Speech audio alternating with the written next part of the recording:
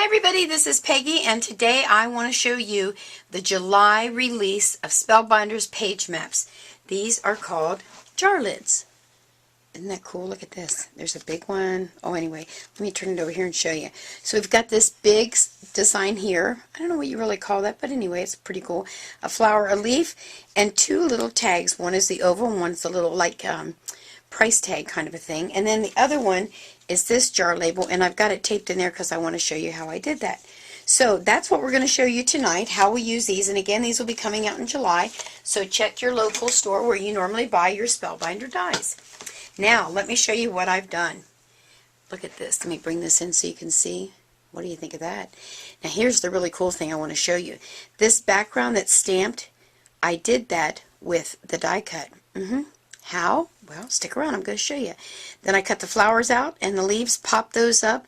The background was done with a Sizzix embossing folder from a long time ago. It was one that just kind of was on top of the flowers. I have mine alphabetized. I just grabbed it. So I really don't know the name of that, but any flower design would work behind there. So we're going to do that. Oh, and here's the little tag right there. And I just stamped Enjoy. So we're going to show you how you do that. This is another one. See that flower right there? And there, and there, and there, and there. I made a stamp. I'm going to show you how to do that too. Then I cut out the flowers and there's the label and made myself a You're Too Kind card. What do you think of that? Alright, this one is very cool because it's kind of vintage. This was a Tim Holtz The Clocks embossing folder back here. Oh, I have ink on my fingers. And then I stamped, this was a Unity stamp. I love the old bicycles. And so I did the label, they call it a jar label. I did that design, stamped it on there, inked it up, and then I tied a piece of jute and tied my little sentiment right there, and I called it a manly card. Isn't that cool? So there's that. And this one turned out too stinking cute.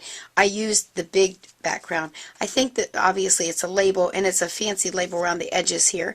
And then I'll bring this in a little bit closer. Maybe you can see I embossed. So I'll show you again how to do that in case you don't know.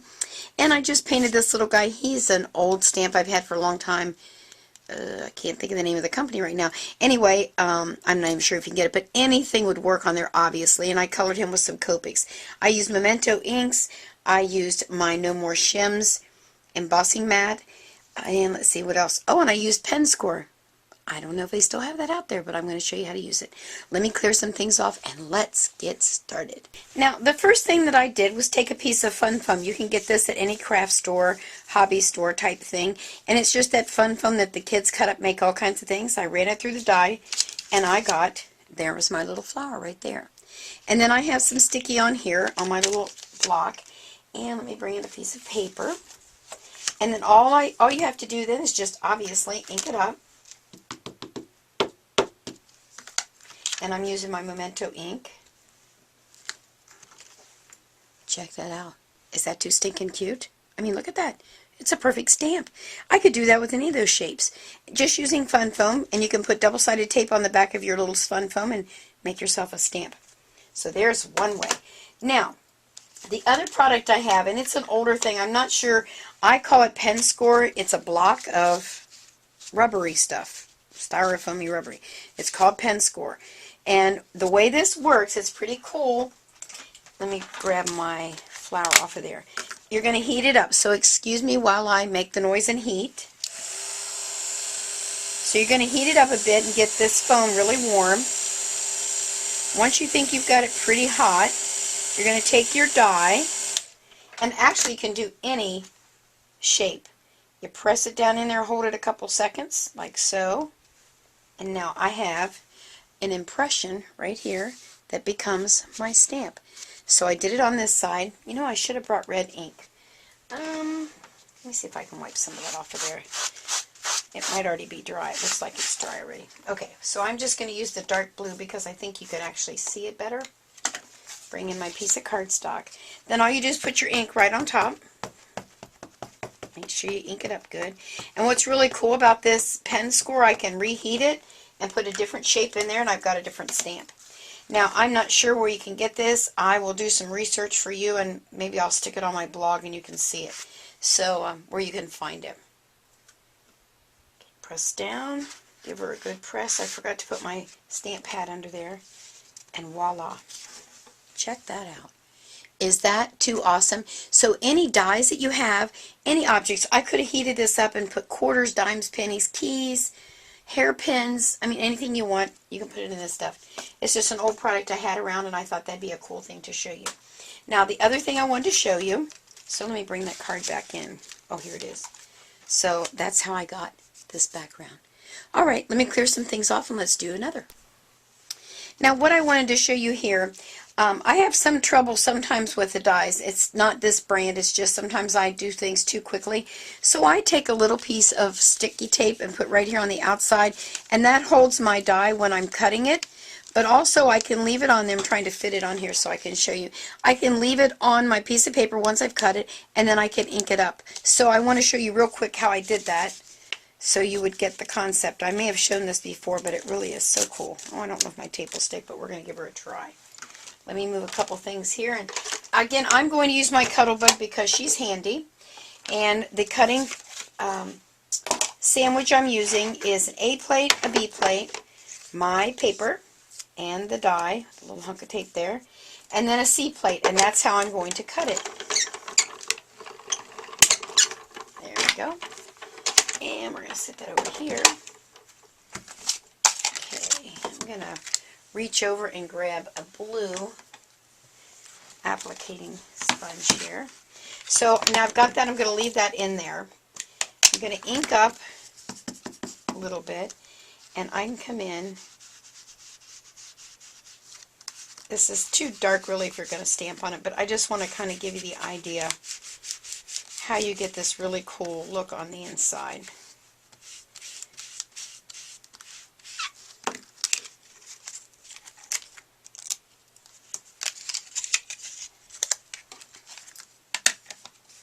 So there you go. Do you see how that gives me a nice border all the way around? So if you leave it in there, of course the other option would have been, and I could still do that, pop this back in here and we could emboss it. So you know what, let's just do that real quick because that's really super simple to do. So again, we're going to do the A plate, the B plate, and you know normally I do it this way when I cut it. Now I'm going to flip it over like so, make sure she's in there. I'm going to use my No More Shims mat. It is just my all-time favorite go-to tool. Another B plate now, and roll it through. Well, get her going first. Oh, Peggy, you got to get it straight. There you go. My Cuttlebug doesn't want to sit still on my craft mat. It's too slippery for it. So that causes me grief. Otherwise, she sticks just fine most of the time. All right, let's flip that over. And now I have a wonderful embossed edge right there. And so my color's on the inside. So that is just a really cool way to accent your piece and get a cool look. And that's what I did. Bring this back in and show you right here. So I've got my little border, and then I went around it actually on the edge and did that. Now you may be wondering why it looks smooth at the top and the bottom. Maybe you didn't even notice. There are some diffuser plates that you can get from Sizzix so that I can put those in with my embossing folders, and I can have a blank space in the back. This particular one, I wanted to put that there. You didn't have to do it, but I was trying to use what was on my desk. So that's that. And again, this one was simply using the big tag label, whatever you want to call it, and I did emboss this one. I'm not sure if you can see the embossing on the edge, but there is embossing all the way around. Pop dotted it. Back here I just found a piece of Cuddlebugged paper that I had done in another video, and I wanted to just use it, and I thought it kind of pulled the blue in for his shirt. And I just put my I stamped things and then I cut them out. That's just how I did that. So there's one more thing I want to show you. Give me a second and I'll pull that back and we'll show you. Now the last little thing I want to show you, don't throw away that piece that you cut your flower or whatever shape out of the fun foam. I use that as a stencil because you might as well get your money's worth out of everything. And I'm just going to do this real quick. You just ink it up like so, and there's your flower. And then I always bring in this, I forget what size this one is, like a .05 or something, my little black pen. I love my little black pens. And you can just go around it.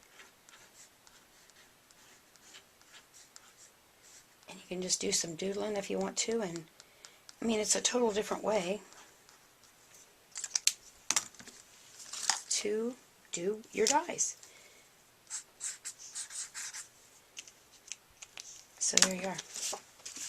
So I have another little stencil that I can use to make my flower, and it looks totally different than the other flowers that you cut. Let me pull these back in so you can see. So here's the ones I cut, the dotted ones. There's the ones I stamped. There's with the pin score, and there's the other card. I mean, look at all the things you can do with this set. Let's see how many were on this. I kind of forgot the number. This one again is called Jar Labels, and there are 6 templates with this. So you have tons of stuff you can do. Well, make sure to stop over at your local store and get yourself some Spellbinders page maps. July set's coming out soon, and there's 6 of them. Have a great day. Bye.